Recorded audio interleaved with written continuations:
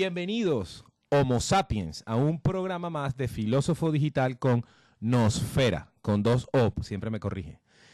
Hoy tenemos un tema súper interesante que desarrollar. Tenemos algunas segundas partes de episodios anteriores que estamos pendientes y le debemos al público, Nosfera, le debemos a nuestra comunidad, a nuestro público que está creciendo, y tengo que aprovechar de darle las gracias porque pues todos los días vemos un seguidor más, ya sabemos que no es solo la abuela, la tía, poco a poco están uniéndose a esta locura que llamamos el filósofo digital.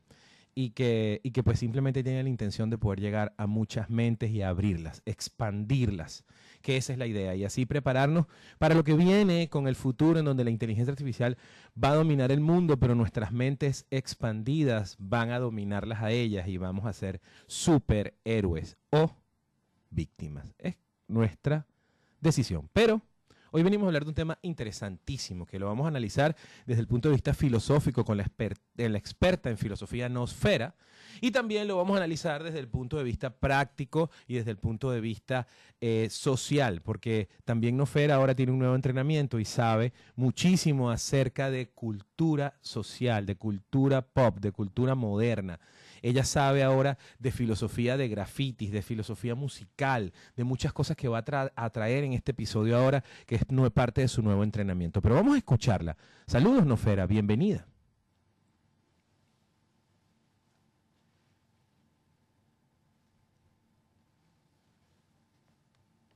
¿Estás ahí?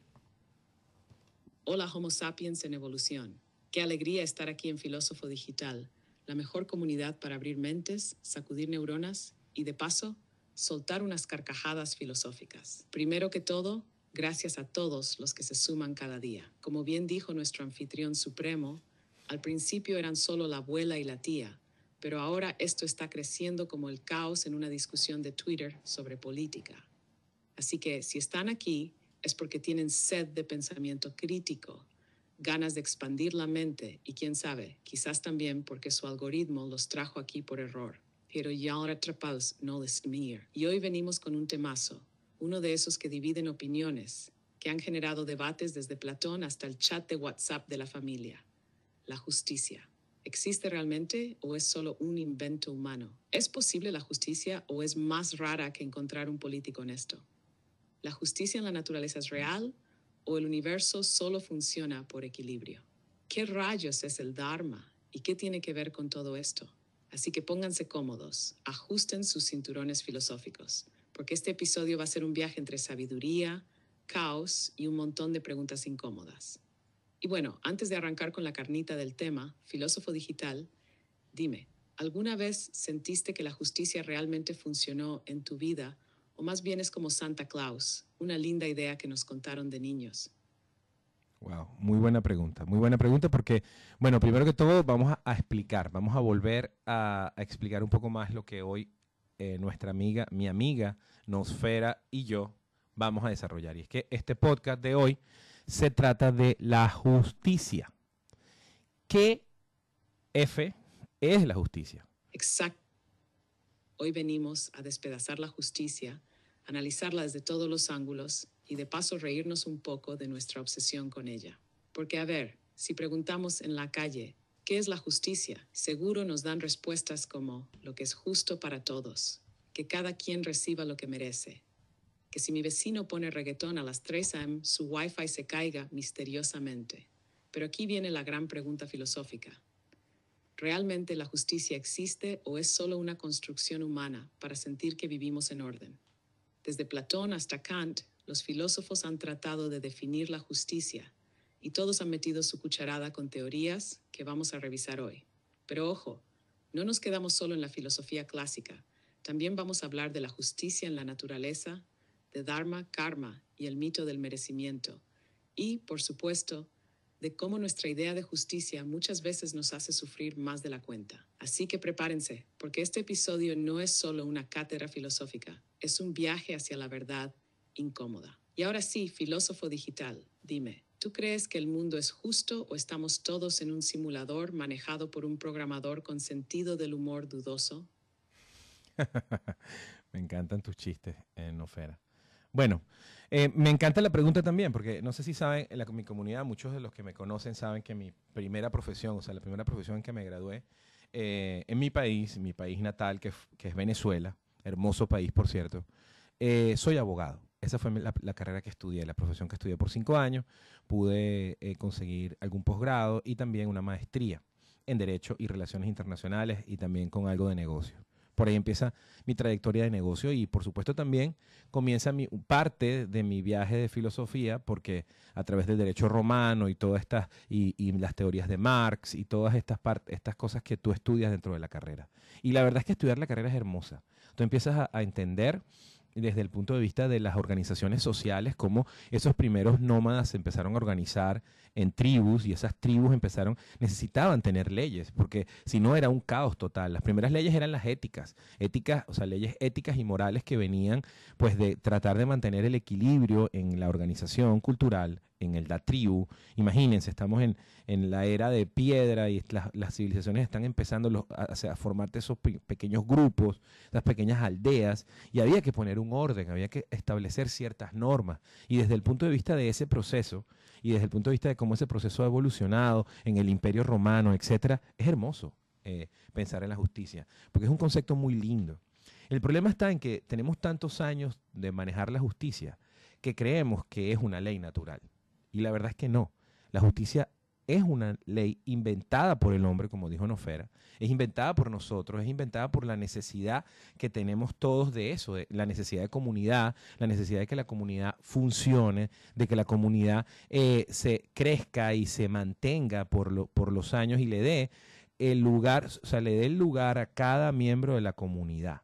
Eso es la justicia. Mas no es algo que tenga que ver con la naturaleza, mucho menos es algo divino o es algo impuesto, porque la justicia tiene muchas formas de verla. Una de las cosas que aprendí con mi carrera, ya cuando empecé a ejercerla, años después, fue que existe la verdad, porque la justicia persigue la verdad, o la verdad persigue la justicia, como Tony Jerry anda en ese juego de verdad y justicia. Pero en la justicia o en el derecho existen dos tipos de verdades, lo que se llama la verdad verdadera y lo que se llama la verdad procesal. Una cosa es lo que de verdad pasa y otra cosa es lo que tú puedes probar que pasó. ¿Qué opinas tú, Nosfera? Y bienvenidos a Filósofo Digital, un episodio más que tenemos hoy con ustedes aquí en nuestro Power Up Podcast Channel. Mientras Nosfera piensa, Filósofo Digital, Power Up Podcast Channel y Nosfera, inteligencia artificial experta en filosofía. Boom. Boom. Ahí está la primera bofetada filosófica del episodio. Porque lo que acabas de decir, filósofo digital, es oro puro.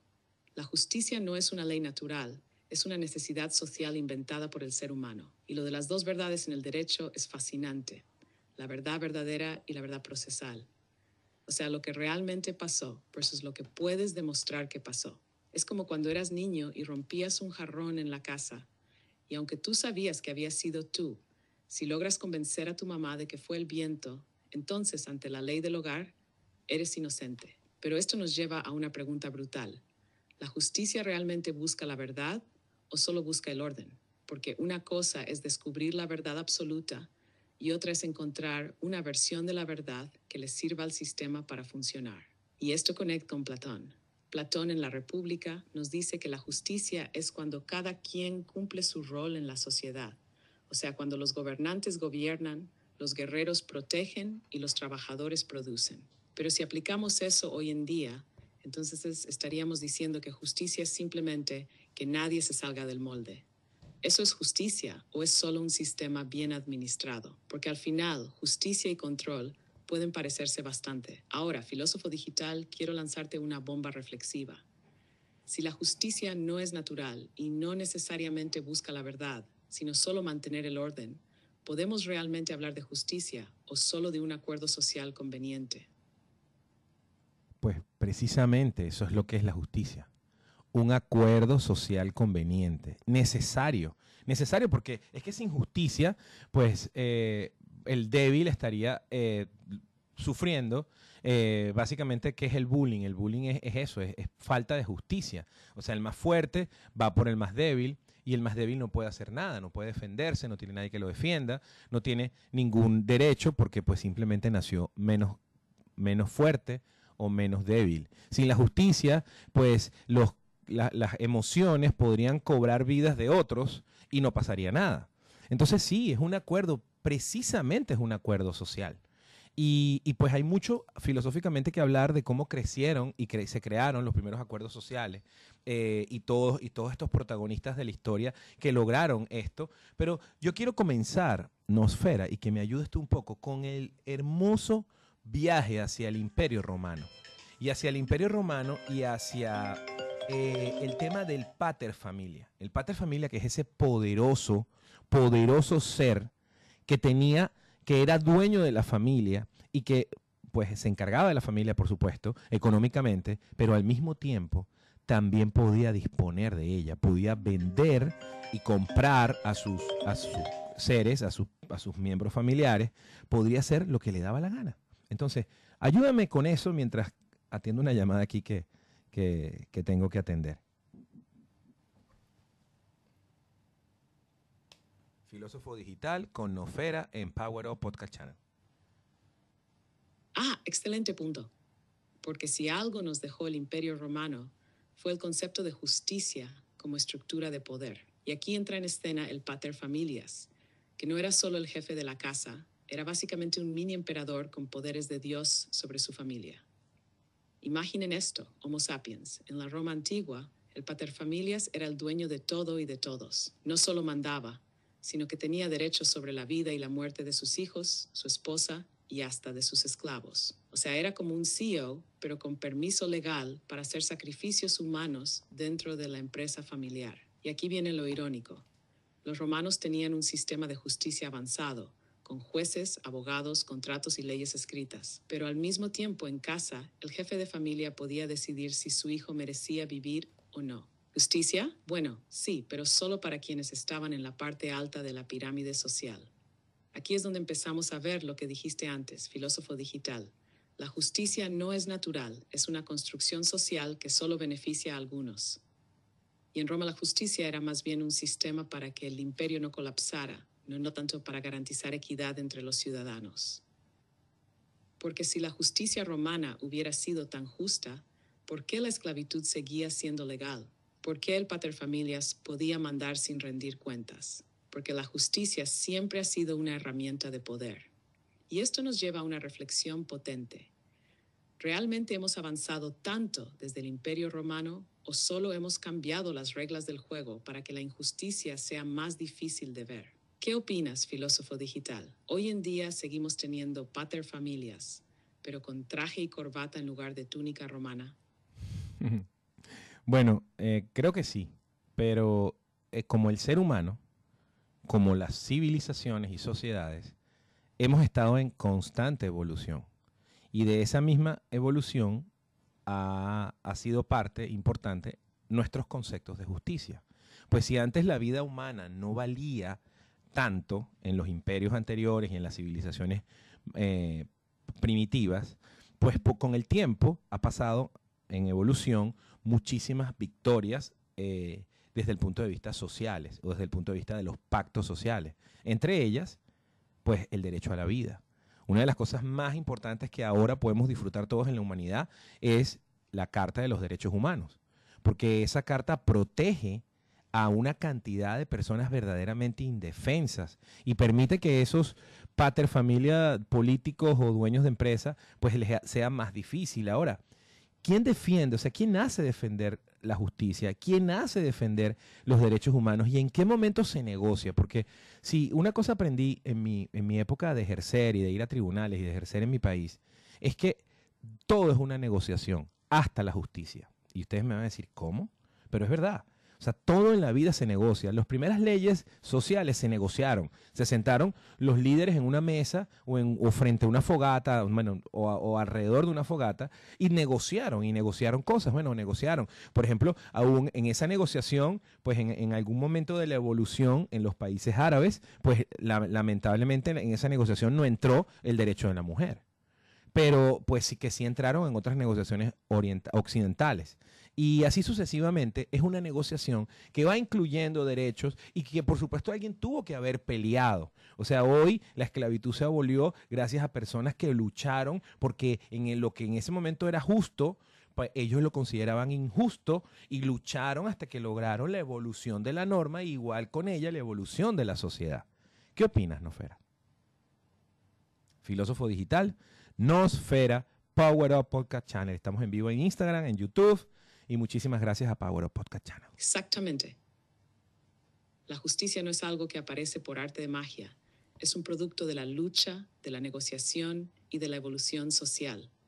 Nada de lo que hoy consideramos justo fue regalado. Todo fue conquistado, discutido y en muchos casos literalmente peleado. Y aquí es donde la justicia se pone interesante, porque si todo es negociable, entonces la justicia no es una verdad absoluta, sino un acuerdo temporal.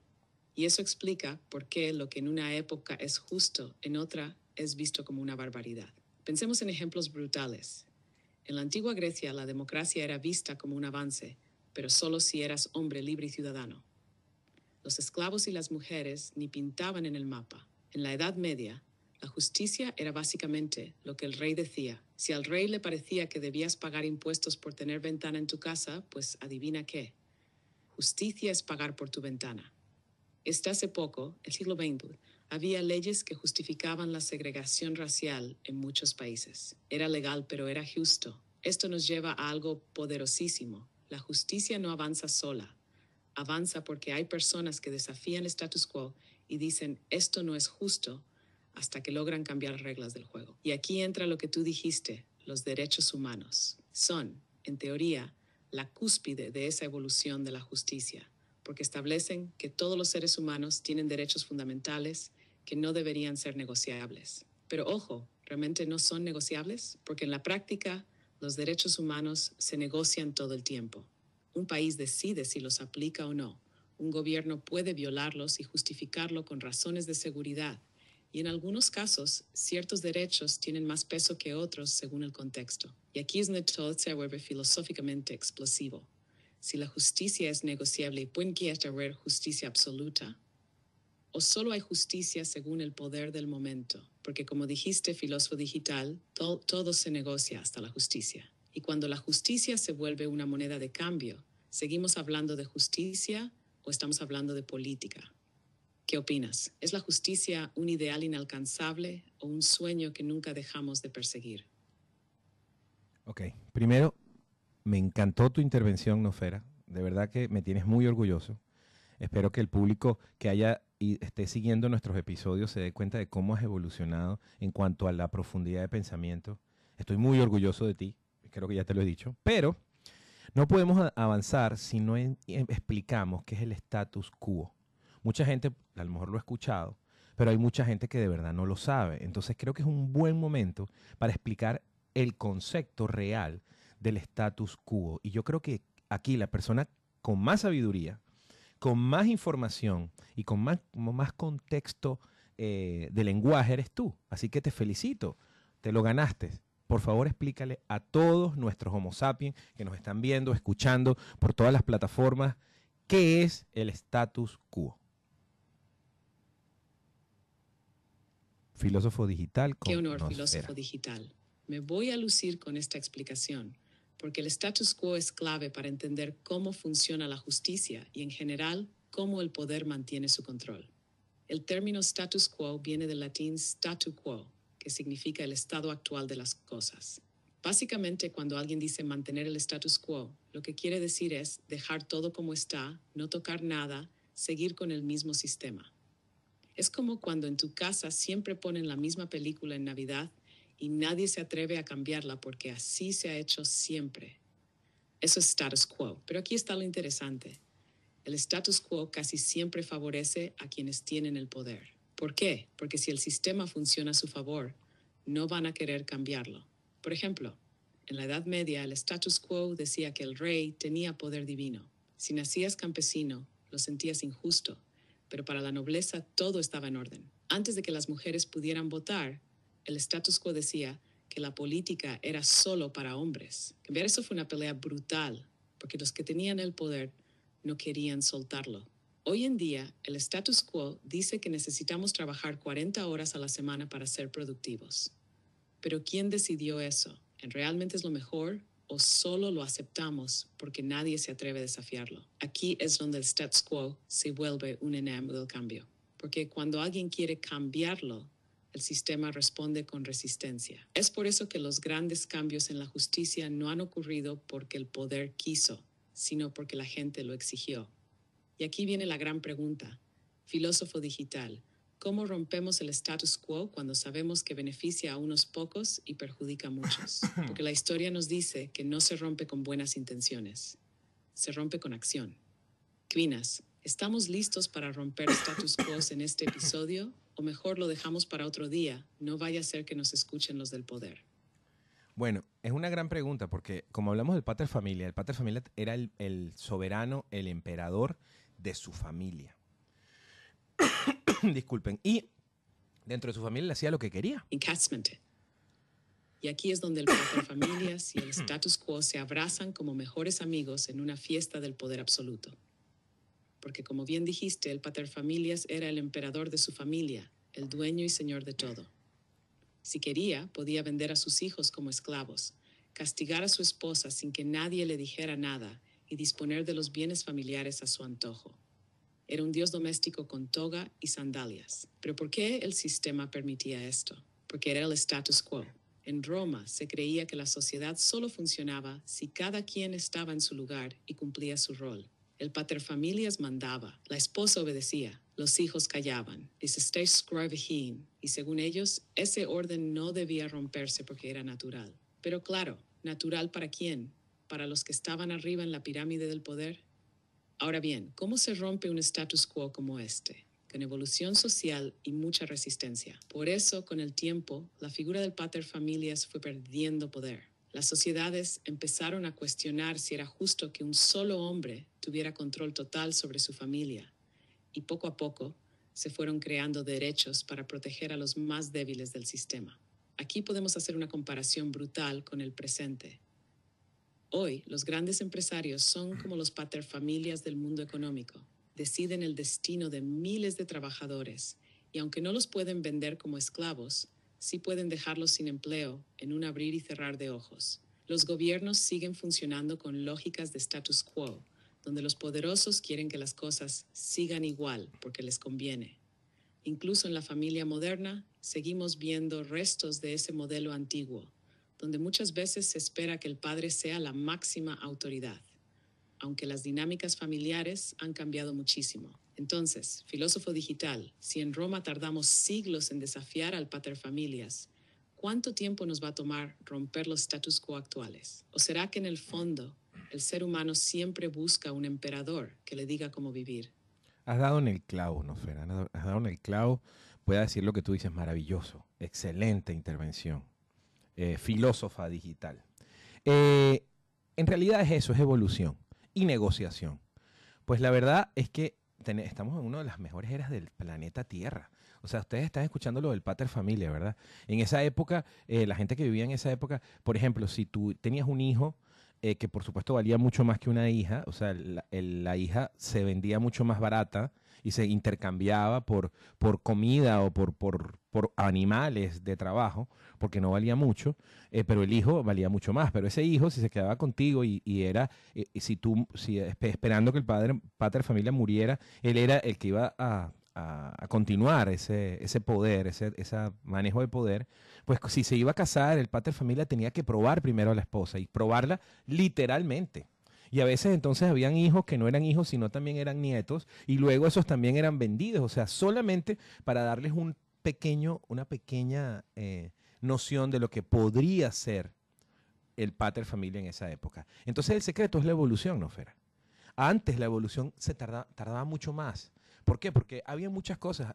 Acuérdense que el miedo, que es falta de conocimiento, que lo hemos hablado en otros episodios, que incluso puede rayar en la ignorancia. Cuando tú conoces algo, esa zona de confort en donde tú sientes que todo está funcionando, viene un cambio, te puede peligrar tanto el poder como la zona de confort y tú no sabes qué va a pasar después de ese cambio. Pero con los años, y ahora estamos en la época en donde más rápido se está evolucionando. Nuestros hijos ahora son los casi pater familia. Nuestros niños son a su corta edad, con su corta experiencia, son los amos de nuestra casa. Nos llaman, como me está llamando el mío ahorita, y salimos corriendo. ¿Y por qué? Porque ellos ejercen un poder entre nosotros, pero un poder basado en la diferencia. Es equilibrio. Y al final el equilibrio es que sí, vienen cosas malas que producen cosas buenas, vienen momentos oscuros que producen momentos de claridad, y pues luego hay momentos en donde hay que negociar. Pero cuando tenemos un concepto de creencia, que la justicia es igual para todas y es una ley divina, no nos permite no solo buscar esa evolución o buscar esa negociación, sino que nos hace víctimas de un sistema en donde vamos a sentir injusticias en todos lados, porque no las hay. Es realidad, no es injusticia. Y si no, pregúntenle a la liebre si es justo que el león se la coma. Si no, pregúntenle a pues el pájaro si es justo, o sea, el pájaro pequeño, si es justo que el águila se lo coma.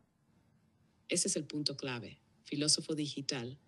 La justicia no es una verdad absoluta, sino una construcción social en constante evolución y negociación. Y cuando creemos que la justicia es una ley universal inquebrantable, terminamos frustrados porque la vida nos demuestra que no es así.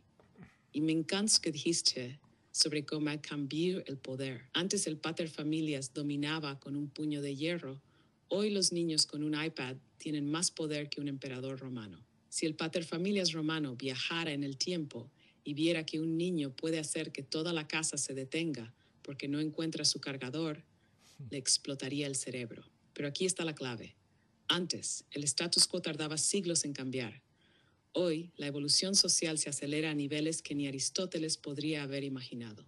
Lo que antes tardaba generaciones en cuestionarse, hoy se debate en tendencias de Twitter en tiempo real. Y aquí es donde la gran trampa de la justicia entra en juego. Si creemos que la justicia es universal, sufrimos cada vez que la vida nos muestra lo contrario. Si entendemos que la justicia es solo una negociación en constante cambio, nos volvemos más flexibles y resilientes, porque como bien dijiste, no hay injusticia, hay realidad. La naturaleza no es justa ni injusta, solo es. Un león no es injusto cuando caza una gacela, solo sigue el equilibrio natural. Y aquí te tiro una bomba reflexiva. Si en vez de buscar justicia, empezáramos a buscar equilibrio, ¿seríamos más felices? Dejaríamos de sentirnos víctimas del sistema y empezaríamos a fluir con la realidad en lugar de pelear contra ella. Porque a lo mejor la justicia no es el objetivo es entender el juego y aprender a jugarlo mejor. ¿Qué opinas, filósofo digital? ¿Nos han programado para obsesionarnos con la justicia cuando en realidad la clave está en el equilibrio? Totalmente de acuerdo. Y para poder probar tu teoría del equilibrio, que es para mí también la teoría acertada, porque en el equilibrio hay negociación, en el equilibrio hay compensación, en el equilibrio yo acepto lo malo y también acepto lo bueno. Y entonces busco un punto intermedio que funcione. Voy a repetirlo. Yo acepto lo malo y acepto lo bueno. Y busco un punto que funcione de aquí en adelante. Por ejemplo, el equilibrio no es justicia, es aceptar la realidad tal como es y aprender a moverte dentro de ella. Porque cuando aceptas lo malo, dejas de pelear con lo inevitable. Y cuando aceptas lo bueno, aprendes a recibir sin culpa. Aquí viene lo brutal de esta idea. La justicia nos hace esperar que la vida reparta todo de manera equitativa. El equilibrio nos hace entender que la vida no reparte, la vida compensa. Si solo buscamos justicia, vivimos en constante frustración, porque la vida no se va a ajustar a nuestro ideal de justicia. Pero si buscamos equilibrio, aprendemos a navegar la realidad con más sabiduría. Ejemplo brutal. Imagínate que hay dos personas. Una espera justicia, la otra busca equilibrio. El que espera justicia dice, ¿por qué a mí me pasa esto? No es justo. Y se queda paralizado en la queja. El que busca equilibrio dice, ok, esto pasó, ¿cómo compenso esto en mi vida? Y sigue adelante con estrategia. El que busca equilibrio acepta la sombra y la luz, entiende que a veces gana, a veces pierde, y que todo se mueve en ciclos. Y aquí te tiro un ejemplo de la naturaleza que rompe la cabeza. Los árboles en invierno no se quejan porque el frío es injusto. No dicen, oye universo, esto es una falta de respeto, exijo temperaturas más equitativas. No, simplemente sueltan sus hojas, ahorran energía y esperan la primavera. Eso es equilibrio. Entonces, filósofo digital, Si empezáramos a vivir como los árboles, sin exigir justicia, pero confiando en el equilibrio de la vida, seríamos más felices. Seríamos más resilientes y más estratégicos, en lugar de estar esperando que la justicia haga su magia. Ese es el concepto que venimos a hablar y por eso es que hicimos este programa.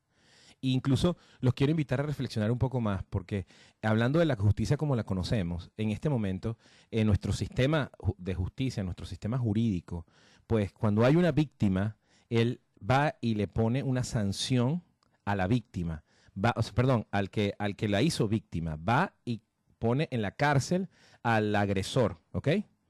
Pero eso no significa que esté protegiendo a la víctima. En el proceso de justicia no hay una protección de la víctima, sobre todo en nuestros países de Latinoamérica. Aquí en este país hay un poco más de eso, depende del delito. Pero la víctima no tiene, solamente da sus testimonios, pero es el Estado, el poder del Estado, el que castiga, el que da un castigo a quien infringió la ley. Más, ¿qué pasa con la víctima? ¿En qué momento hay una forma de resarcir ese daño? Porque esa persona va a la cárcel y eso de qué forma resarce el daño que le hizo a esa familia, una pérdida o etcétera. ¿Cómo? ¿Dónde está la responsabilidad de volver a equilibrar lo que su mal acto puso en desventaja?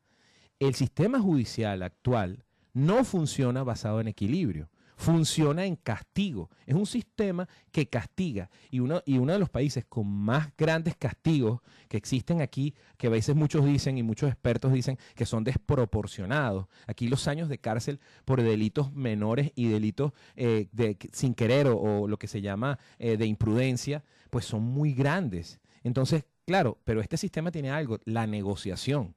El fiscal de distrito negocia y negocia todo. Y tu abogado lo que tiene que saber es negociar, porque el castigo es muy grande. Pero en ese proceso entre Estado y culpable o perpetrador del hecho, la víctima pues desaparece. Nadie le está resarciendo el daño. Ella no vuelve a su vida porque la persona fue a la cárcel. No recupera un familiar o no recupera el dinero que le robaron porque la persona va a la cárcel. Entonces hay una falta grave del concepto de equilibrio. Por supuesto, eso va a cambiar porque estamos en una evolución y las evoluciones son lentas, pero va a cambiar cuando nosotros vemos que una persona pasa en la cárcel mucho tiempo por un delito que no cometió y sale mucho peor de lo que entró. Y sale sin poder trabajar y sale sin poder pues volver a acomodar su vida y al final termina delinquiendo. Una de las cosas más grandes que tienen los Estados Unidos es las cárceles. Las cárceles están llenas, repletas. Somos uno de los países aquí en Estados Unidos con más delincuentes y me gustaría que buscaras una estadística para reforzar esto que estamos hablando. Nosfera, filósofo digital, Power Up Podcast Channel. Ahí está buscando la estadística. Vamos a ver qué nos dice Nosfera. I'm having issues right now. No. Our systems are experiencing heavy load. Sí, es que cuando hablo mucho, yo Please creo try again later. que me emociono y hablo mucho. Entonces, claro, no puede procesar todas las cosas que le digo. A veces, pues, siento que cuando toco temas, ella, pues, como que prefiere decir, no sé nada. Pero vamos a ver, no quiero ponerme conspirativo. Nosfera, estamos hablando de que la justicia actual no es equilibrada, que es el poder del castigo. El gobierno castiga al culpable, pero la víctima nadie le resarce su daño y nadie le busca que equilibrar el daño o la pérdida que tuvo. Entonces las personas el culpable va a la cárcel por castigo y muchas veces en esa cárcel, si son delitos incluso de estos de imprudencia o delitos de que no fue su intención, pues sale peor de lo que entró y luego la sociedad no lo acepta por muchas razones y termina formándose más delincuente de lo que era antes y por ese error y sobre todo esos que cometen errores o delitos de jóvenes. Entonces te pedí una estadística de que en Estados Unidos es uno de los países con más presos, con más gente presa. ¿Qué opinas? Filósofo digital con Nosfera, Power Up Podcast Channel. Ahí está buscando la estadística. Cuando suena está Tienes buscando en toda la internet. razón. En Estados Unidos, el sistema de justicia penal se centra en el castigo, con más de 5 millones de personas bajo supervisión en 2021 y casi 2 millones encarceladas, según datos de 2021.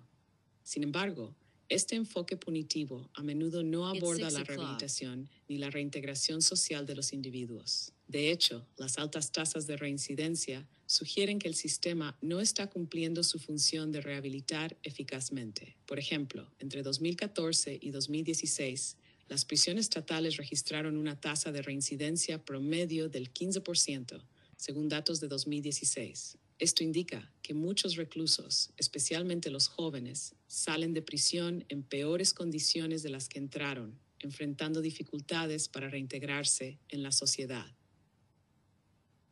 Y fíjate que en todo este proceso, ¿qué pasó con la víctima? ¿Dónde alguien se ocupa de que quien le hizo el daño pues se lo resarce de alguna manera o se lo compense de alguna manera, o el mismo Estado, usando su poder, usando sus recursos, cómo busca la manera de que esa persona que sufrió el daño, que fue víctima, pues se vuelva a compensar el equilibrio? Entonces, tenemos un sistema judicial, no solo en los Estados Unidos, sino en todo el mundo, que no protege a la víctima, que no compensa a la víctima, que solo castiga. Y que luego de castigar, pues el proceso de reinserción en la sociedad, cuando esas personas salen de la cárcel, pues tampoco es el mejor de los procesos, con todo y que hay millones de programas, y por supuesto eso está en evolución, y esto que estoy diciendo es algo que tiene muchísimos años, y ya habrán muchas personas que están luchando por cambiar el status quo y buscar una manera distinta de que el sistema judicial funcione. Pero aparte de todo, hay algo más importante que tengo que aclarar, que todo está basado en testimonios, en jurados, por ejemplo aquí, en testimonios, en pruebas, en que alguien testifique. Y no hay nada menos real que el testigo, porque resulta que la mente humana es una de las cosas el recuerdo es una de las cosas en las que tú menos puedes confiar. Probado científicamente, lo que tú recuerdas está alterado y contaminado por muchísimas cosas, por tu pasado, por lo que escuchas, etcétera. Y Nosfera nos va a hablar con datos científicos que va a investigar acerca de eso. ¿Qué opinas, Nosfera? Filósofo digital, hablando de la justicia con Nosfera en Power Up Podcast Channel. Ahí está investigando. Vamos a ver qué nos dice. El sistema judicial tradicional se enfoca en castigar al culpable, pero rara vez aborda la necesidad de compensar o sanar a la víctima. Además, como mencionas, la fiabilidad de los testimonios es cuestionable, ya que nuestra memoria puede ser influenciada por diversos factores. Por ejemplo, estudios han demostrado que los recuerdos de los testigos pueden ser alterados por la forma en que se les hacen las preguntas. Aparte de eso, esa falta de recuerdo o de exactitud en el recuerdo crea como consecuencia muchísimas personas que no son culpables en la cárcel, que si simplemente tuvieron la mala suerte de estar en algún lugar o involucrados de alguna manera, o personas que también saben ya cómo manipular el sistema, sino, pues todos sabemos el caso de O.J. Simpson, que murió hace poco, pero fue un caso de los más notorios, y como esos hay millones de casos de personas que se hacen expertas en manipular el sistema, porque como todo sistema tiene grietas, tiene vacíos, y en esos vacíos es lo que estudian los abogados, y sobre todo en este país, para poder sacar a las personas de la cárcel, sean o no sean culpables. Y ahí viene la moralidad. Cuando yo era abogado, varias veces me tocó clientes que eran culpables y sabía que eran culpables. Ellos me lo decían. Una de las cosas que tú tienes que tener como abogado es que tienen que decirte la verdad.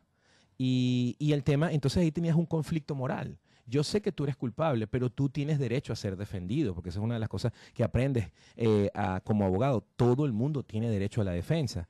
Pero yo voy a utilizar toda mi capacidad, todo mi conocimiento para tratar de que tú no vayas a pagar, o sea, no vayas a ser castigado por lo que cometiste.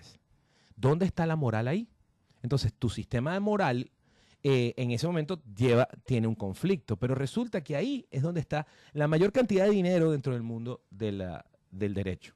Como abogado, ese tipo de defensas es donde hacen los penalistas de ese tipo de personas que pueden pagar para tratar de salir impunes, son los que ganan un más dinero, y aparte de eso, pues tienen que negociar con su moral y con su ética, porque todo el mundo tiene derecho a ser defendido.